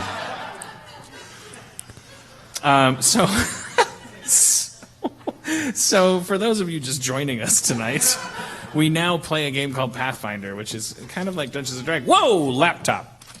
Hey guys, I'm just checking Reddit. Hey, did you have any thoughts about I haven't checked in with you politically. I mean, I know you and I both feel like the world's probably ending. Oh yeah. You're still getting your ham radio license so that we can. Oh man, it's going great. It seems like it's really hard though. I could see why they don't want everyone just doing it willy-nilly. I saw on a Friday something about a ham radio. Is that? Whoa! Are you building a radio on a Friday? I'm building a radio on Friday. All right. And it's going to be the biggest radio ever seen on the West Coast. Is your new hobby lying? I'm working on my improv. I Nailing yes-anded it. I did this podcast. It's called a UCB radio. I did this podcast on Saturday, and I really just feel like I shit the bed, and so like I just want to die. It's just, oh man, I just am feeling the worst. Really? Yeah, and everyone should download it and not listen to it, so everyone thinks, oh wow, it really performed really well. But then don't listen to it, because otherwise you won't even be able to be honest about, What did you think you it. did? What are you most embarrassed about? I feel like I'm mechanically bad at talking. Like, if there were a race of talking, I would lose. Like, I would be like a fat person at talking. Like you talk a lot, I do, but so as a result, Are you calling him fat? No, he's calling me. He's calling me Usain skinniest. Bolt. He's the marathon man of talking. Yeah. Well, Malcolm Gladwell, 10,000 hours. It's like you've had a lot of practice at talking, but I feel like I probably just don't talk very much, and I'm bad at it as a result. Well, I don't perceive it that way. Well, I'm just saying that, like, what? Thank you so much. Say what, madam? What was that?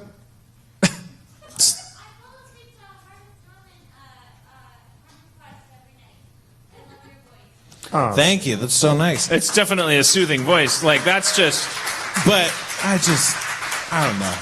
Just couldn't make sentences. It was just bad. It was bad news. I don't even want to talk. Well, Spencer, you have a chance for redemption right now, because now's your chance to talk as you recap our last episode of Pathfinder D&D. That's okay. I wanted to help him with his anxieties before. We could have just teed up the worst D&D ever, because he's like, yeah, I feel like I'm bad at talking.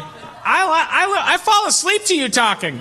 I see you're great at talking. Yeah, maybe. Well, let's do D&D. You're in a forest. Fuck. You come upon me and a rope. I'm in the middle of something. I don't know. I'm not saying you did anything wrong. I'm just saying, like, I was worried about. I wanted to, like, put a pin in it, or not put a pin in it. Acupuncture pin. I'm fine. Do you think acupuncturists have, when they say put a pin in it, do you think they get confused? I could do stand up. I could do stand up. That's a stand-up. No, that's one joke. Do you think acupuncturists get confused? Like, why do you mean? Why do people keep talking about putting a pin in it? That means deal with it right now. When you tell them to put a pin in, they're always finishing the task. They're like an acupuncturist comes to your book club and goes like, well, I think we should have a policy for which books we choose. Well, let's put a pin in that. I'm trying to. Putting a pin in right now. Where was this at the top of the show? You're only 4.5 minutes away from a set. You got that one joke. In 92. All right. Anyway, sorry, I got excited about that. But I want to put an acupuncture pin in your tits. And now we don't want to deal with it now. He wants to put a pin in your tits. I mean, who doesn't these days? Well, it's fine. I just wanted to express that because, it might come out on the internet sometimes that I was on a podcast. And I don't want anyone to listen to it, but I do want them to download it. What I admire about you, and I think a lot of our audience would agree with me, is that when you talk, you call your shots, and it's usually very accurate. I was bad. I agree with that in a general sense on my best times, but I was just off my game. It's like, it's just sometimes you have a bad day. Yeah. It was just bad. But now I'm just sitting in it. I'm like, man, really just fucked up. I went on Kumail and Emily's podcast once, and I was so fucking happy because all they wanted to do was talk about video games because that's what the whole podcast was about. Oh, yeah. I was so excited just to talk about video games. I walked out of there so happy, and then, I read 2 tweets. Right. No one's going to, tweet and go, that was fine. That was fine. It was the 2 guys that were like, don't let Harmon explain computer science ever again. He doesn't get it. That's not, he tried, I'm always, wrong about shit. I feel awful, and I want to go into a cave and, eat my own leg. Yeah. It's not, Dan, eating doesn't solve all your problems. But unless you eat your own body, then it solves itself. It solves. That's true. Yeah. It's kind of like weight loss. If you could turn your own body into poop, you'd lose weight. You could poop your own leg. Eat your own leg and then your own leg, you're then like, you've got one I weigh leg 15 less pounds less than I did before I ate my leg. But a smart person would say, yes, but you just cut your ability to exercise in half. And you're going to regret that. You're going to be sitting there and you're going to be eating. You're not going to be able to eat much anymore, and you're going to slowly die. So what I'm saying to you is, I get it. Just keep hanging out with me, and you'll always look better. Yeah. Last time on Harmontown. What happened? You guys had just finished the fight, and you beat the ghost. No, you beat the demon, freeing the ghost, and it took you to the graveyard. You discovered that in place of Archer Fell's corpse was the corpse of a rotting dog. It was fucked up, and then you left. You went to Dairy Hill and met with Rhonda, who took you to meet the other farmer, Manil, because it seemed that the farmers were dealing with some ripped, murdered cows. And Manil was being weird for a while, but Diarrhea Jr. unleashed the snacks, and it seemed to be winning him over, and that's where we left it. In Manil's farmhouse. Yeah. See, even that terrible showing was much better than anything I did. Yeah, that might have been largely our fault. No, I'm saying that if you called that good, what I did on that podcast was bad. All you're making me do is want to listen to this podcast more than I would have already. Right. Well, do that. This sounds like you're just pumping up the show. Like you're trying to like. I just want people to go, well, at least he knew. It's a good point. I mean, that's what propels me. Yeah. Right. I'm like, yeah, at least he knew. At least he knew. You can't shoot me through a hole I self-inflicted. Right. You missed again. They never get it. Right. They're like, bang, bang, bang. They're like, what's that hole? I'll shoot at it. You're like, that hurts too. Shot myself there an hour ago, you fucking plebe. What's on the sheet? I don't know. I do that with menus too. I Cody like busted me today. I had already ordered, fun. And I was just like, and it's just like, there, you ordered. Put the menu down. I'm uncomfortable in life. You know what, DJ? You're all right. And he starts taking the snacks out of your hands. You enjoying those snacks, Donovan? Oh, yeah. You know, you're a lot cooler than that guy, Fell. Yeah, that Tom, he's a real piece of shit. You know, his cows, they suck. All he did, you know, he's a bad farmer. All the farm crops he was doing, he was just trying to feed his cows with them. He put all your eggs in one basket. That's how it happens. I'll go one step further. I'd say he's a bad father. He let his son get killed. I'll go one step further. I'll say I wish that someone would go to his house, light his house on fire, maybe put it out, beat him up. Maybe throw a rock at his wife, punch his kid. Jonathan, we're one step ahead of you as always. What are you talking about? Not only did we go to his house once, we fucked his house up twice. Oh, Jesus. Go knock on his front door. You can't. It's on fire in his front room right now. This is what democracy looks like. You have a vision of what the world should look like when you're living in it. We already did it. We're good representatives of your church. Right. So why don't you reward us with some good old-fashioned information? Okay. Let's get down to business and hang out. Talk about what a piece of shit Tom Fell is and what's been going on in this town. Why the evil is coming to town? Like who's to blame? Where can we track down the evil? Like as it's happening. I don't know, man. I'm sitting on a couple of cow corpses. If you want to check them out. Yeah, well, thank you. Let's go do that right check now. Those out. That's what we asked in the first place. You're full of snacks. Let's go out there and check out these cow corpses. All right. He turns around and he pulls a sheet off of two cow corpses in his main room. We've been standing in a room with cow corpses. Yeah, it looked like just furniture or something at first. How long have they been dead for? This one's been dead for 3 days. This one's been dead for a week. I do the dust check on the cow corpse. I do a little the clock. Yeah, the dust check. Now, they had a sheet over them, so they're not dusty. I'm sorry. What was your name again? Manil. Donovan Manil. Donovan, I'm not judging you. It's an objective truth that you downplayed the cattle mutilation when we came to see you. Well, Did you drag the corpses in here, or were they murdered in this room? Well, Rhonda helped me, but no, they weren't murdered in this room.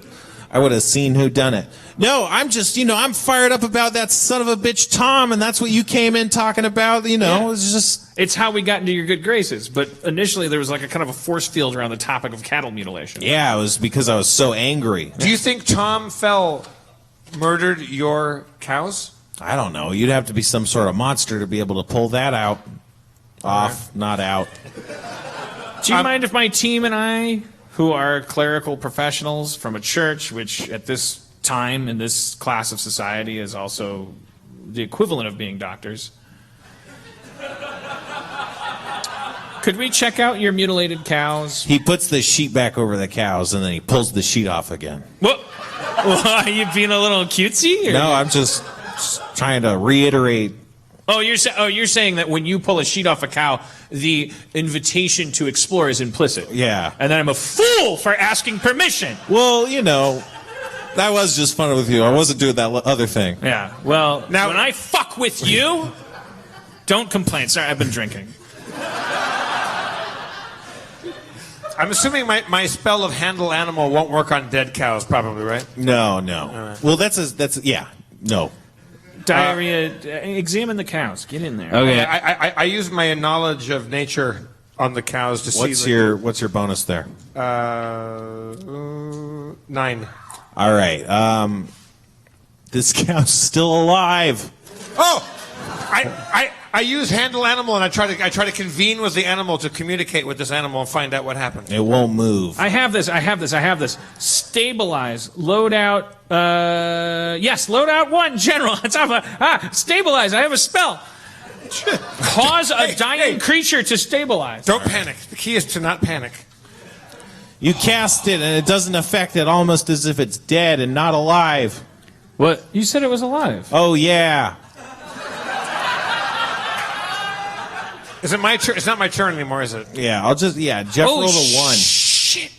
Zombie. I use heal on the animal. All right, it doesn't work. Shit. Zombie. I check for dust on the animal. It's not dusty. Does a cow? It's a coping mechanism. When I fuck up, I pretend like I know what I'm doing, and I do. Zombie. I also sharpen a pencil. I do things that make it look like I know. Does the cow have open wounds? Yeah, the cow looks like it has these big like slash marks, like from a big creature. Can I use my magnifying lens to look closer at the wounds? Yeah. It's a zombie cow. It's an undead cow. You see that the cow's clearly dead. But alive. But not alive. Was it like? Wait, wait a minute. You said it was kind of alive. Yeah, I did say that. So undead. Well, Jeff looked at it, he thought it was alive. Oh, he rolled that low. Yeah. So I'm just an idiot. Yeah, it's a weird thing to. I rolled so low, I thought a dead thing was alive. Oh man! And he's the smartest of all three of us. Why don't we just open up a restaurant? Stop being fucking church people. Can I determine whether it's like claws or a weapon that? Yeah, they look like big claws, big five-clawed claws. Like a claw. Oh, it looks like a monster of some kind murdered these cows. Monster of some kind. Never studied. Knowledge. You can't just say the word knowledge. You have to. That's the end of my album. Knowledge. Knowledge arcana, knowledge history, knowledge nobility, in case the werewolf that attacked this cow is a duke. Knowledge planes, because it's happening on a plane. Knowledge religion. I mean, I'm running through the gambit. Well, I have really nothing in all of them. They're just checked off because I'm a cleric. Mm-hmm. Oh, you don't have any of those? Well, it doesn't. I have them all checked off. Yeah. Knowledge religion is 2. Okay. Well, we could try that one. Yeah. You're going to find out if this cow is religious. Oh, this cow is Mormon. That's fantastic.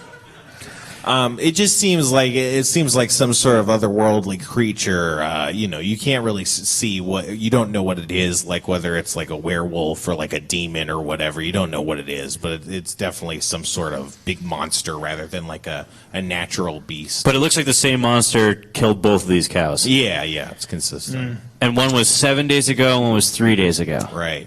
Looks like there's a monster roaming the lake. Well, look.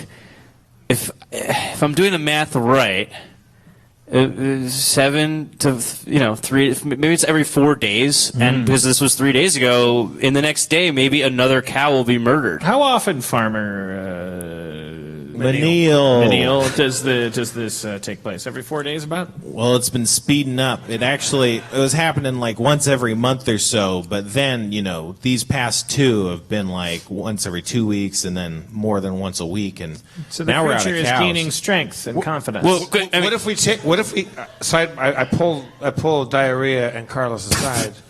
What if we dress up like these dead cows and go out in the fields and wait for? Yeah, we should definitely do a stakeout. How long has it been since the last cow got mutilated? 3 days. 3 What days. was you it? said, 3 right? days? No, Yeah. 4 days. Was it 3 days? You said 3 days. You said 3 iron days. is so hot right now, it's insane. Do you have live cows still? No, there's no more cows. There's no more cows? No, they all got killed. There's just 2 here. Yeah, we're a small town. There was only about 10 cows Okay. at the beginning of the Well, what if we gut one of these cows and then we wear it and pretend that we're a cow in the field? Do we have your permission to use your otherwise wasted cows as costumes? I don't know. I mean, you're going to have to buy them off me because, I could still use this meat.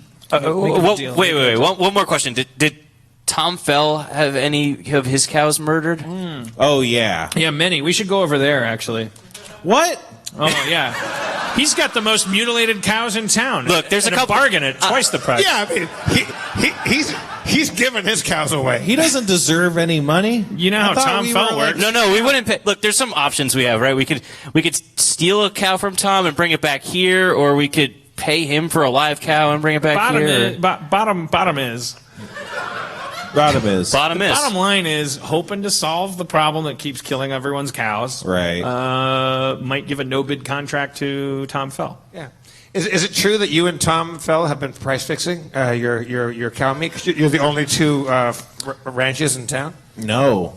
Okay. We'll give you 1 gold piece for each of these cows. No. Wait. 1 bronze. Wait. Let this good Church of the Silver Flame do some. Let me do some negotiation here. Okay, all right. Okay, this feels like a stereotype, but I'm gonna talk. Yeah. I'll lean into it. Okay. Do you have any? What other problems you got around the house? I mean, look, we're knowledgeable, and we can barter. We could fix some stuff for the cows. Yeah, fix the cows. No, that's not fixable, is it? I don't know. Are you? We just get the best price for the cows. All right. We want to take the cows. They're dead corpses. What are you asking? How many? That's what happens at the end of a cow. You get a dead cow, and then you sell pieces of it for money. It's part of being a farmer. I conjure a flame in my hand and just hold the flame threateningly. I'm like, what? Whoa. All right. Do you have a charisma or an intimidate? You better believe it. I'm 13 charisma and intimidate. Yeah, fuck yeah, intimidate. Nope. But 13 charisma with a flame in my hand. I mean, look, I'm a gnome. A gnome short, but a dude holding a fireball in his hand. Scary. It's like, I'll cook these cows right now. He's like, whoa, man, I don't want any trouble. I mean, you can't. I mean, we're trying to save your village. We're trying to save you guys from evil. Tell you what. I'm trying to make a living. Here's what I'm going to let you do. Limited time offer. You finish removing all the meat and usable things from the cow, and just give us the cow skins, the hides, after you're done. All right. Well, that's a lot cheaper. But you got to do it. Leather. They got to do it. It's a rush order.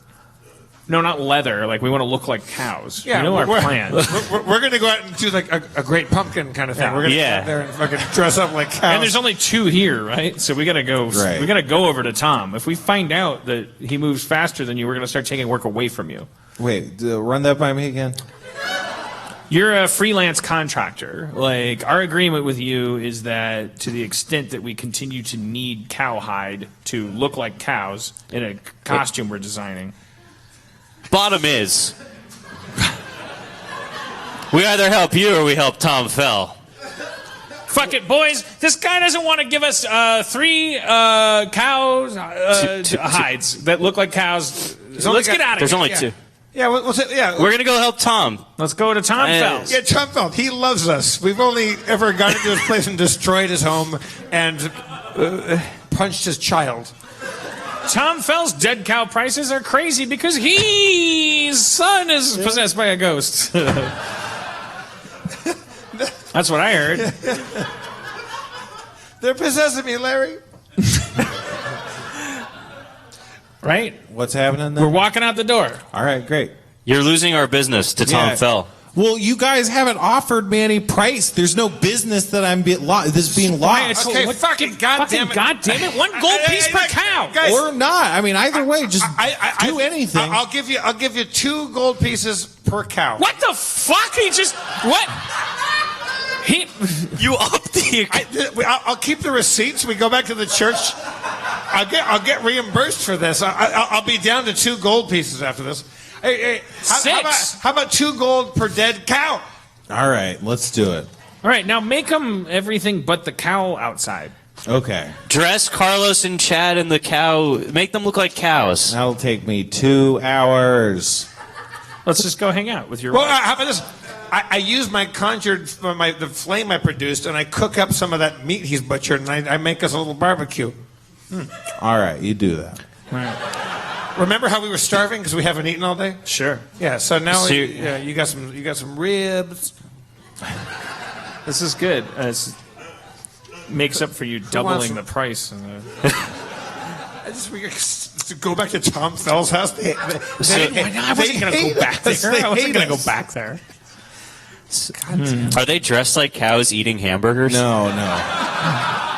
We're waiting the 2 hours. All right. Costumes, they're done. Okay. So now, who gets to wear the costumes? How many are there? There's 2. There's 2 cow-sized costumes. I want to be in one. I mean, I'm too small to be. I'm a gnome, so I'm too small. So you guys. should Well, both which be- of you 2 has the best like ranged attack? I have 110-foot range with my bow.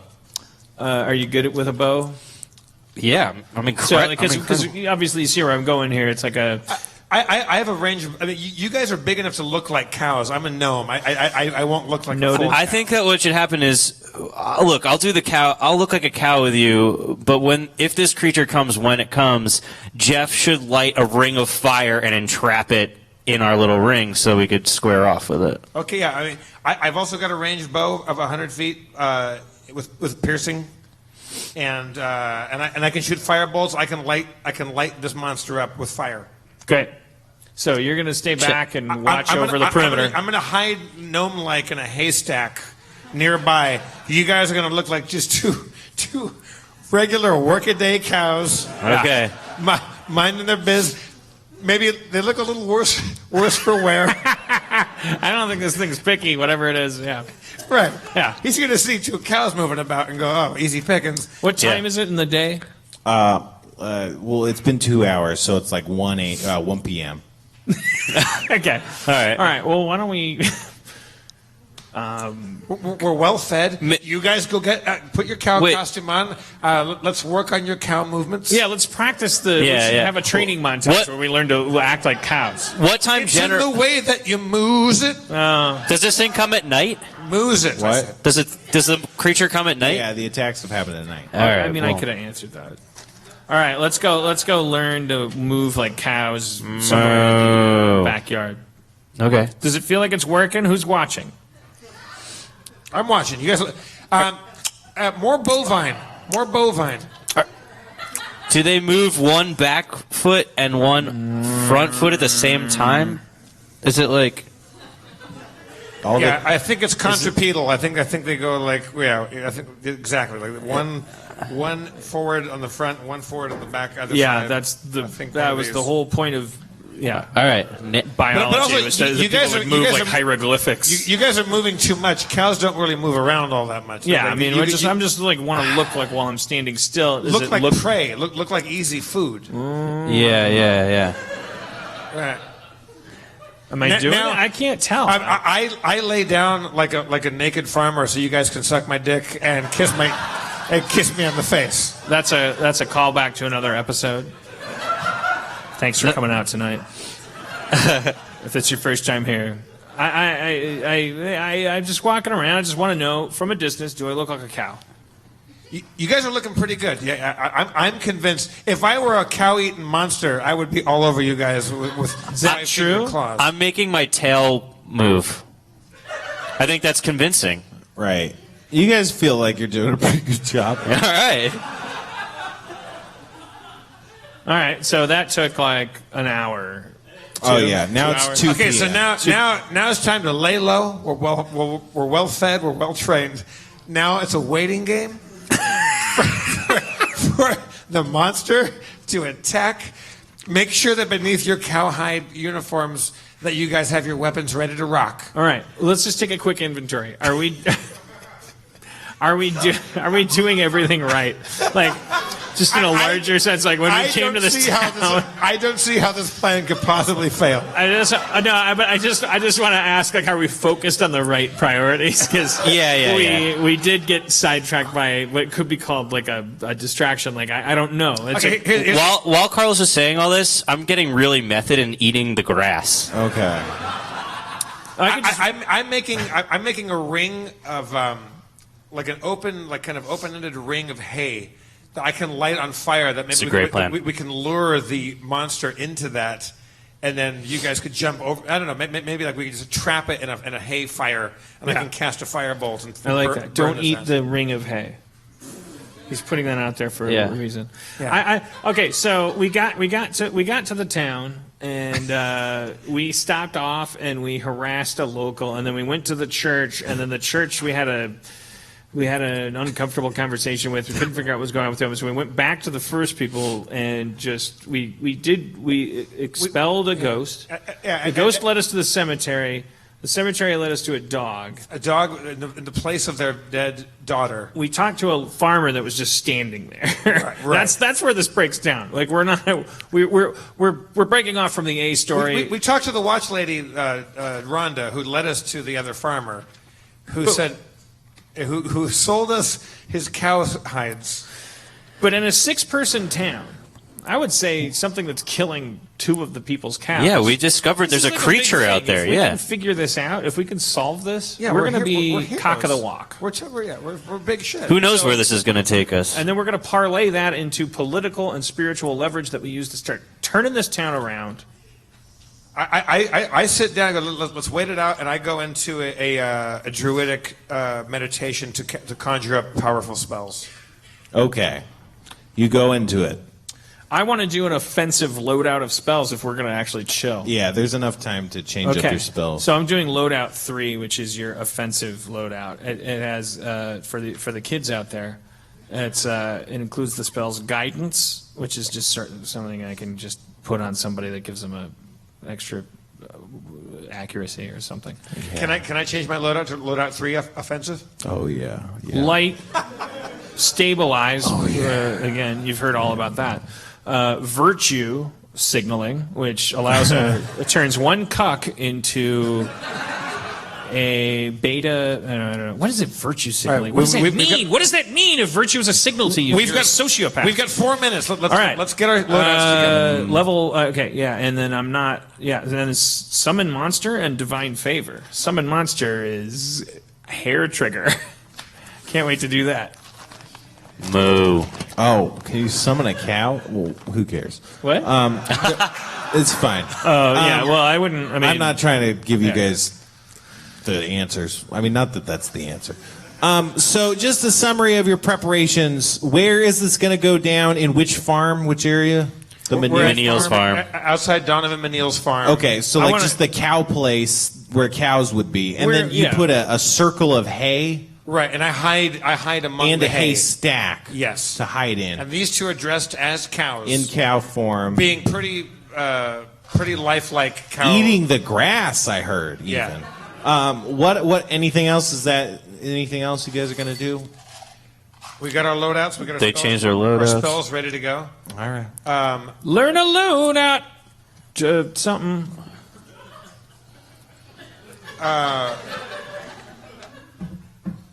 know it's zero of that song. That song is all frog DNA. And you learn to spell right on. Is it like part of my spellcraft or craft, or not craft, but spellcraft? Is there anything I could do to kind of summon these demons, like kind of like bring them out into play? No. I mean, just the way we're dressed is we're asking for it. Not if I understand that. All right. We're gonna wait this out, you guys. Yep. Yeah. So what are your guys' HP? Just to be clear. Oh, fuck. Has anyone gotten well, hit? I haven't been injured recently, right? So I'm 15. Have we been healed? That's the thing. You guys got in a fight. Well, that's part of you guys preparations. Let me heal you. Heal us. I think I'm 14, although I took a few damage, but I ate the good berries. So Right, you ate the good berries. Yeah. I need healing.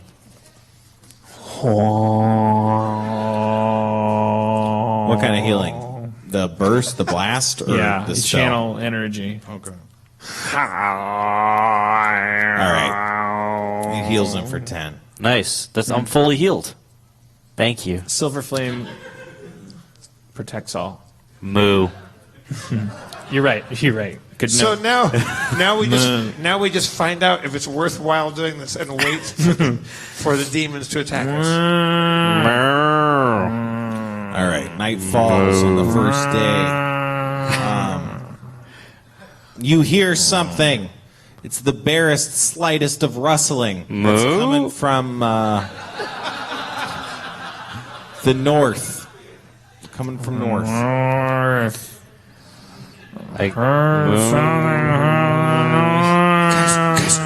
everybody play it cool. Play it cow-like. We got bogeys on the wire. I move into resting position. Start eating some of that grass. Got my And it's hand. nighttime. And would cows be eating grass at nighttime?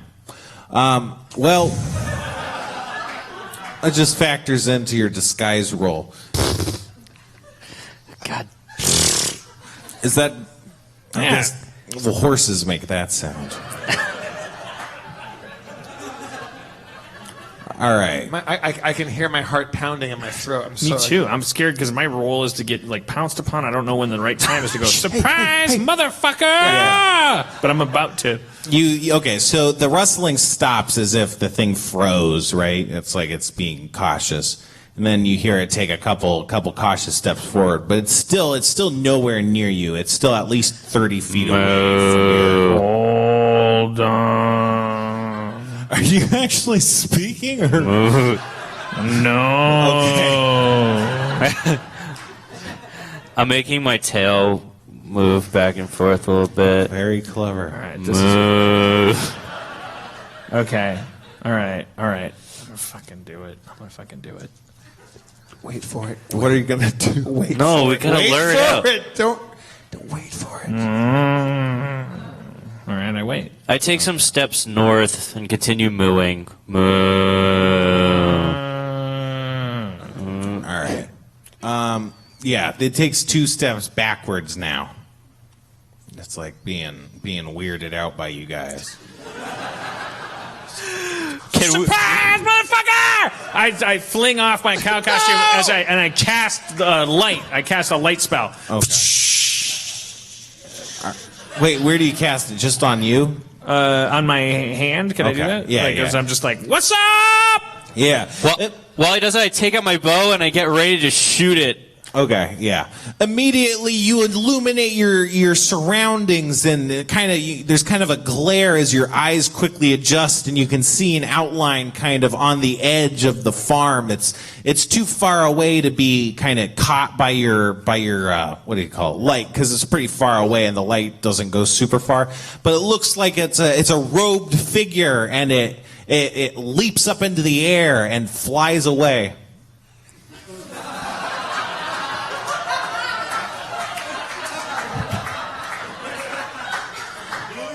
I fucking said wait for it.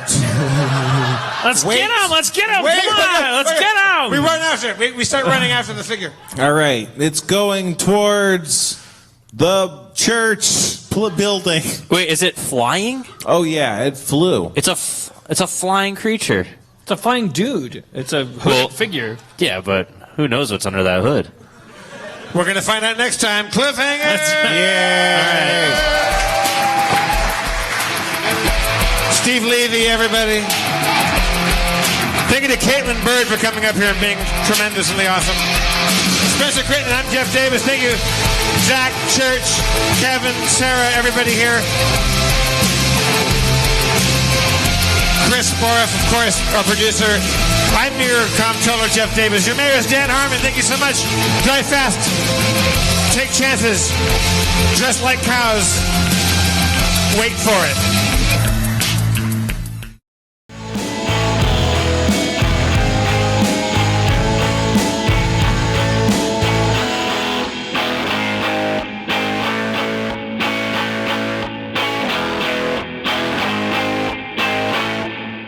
Did you get any of that?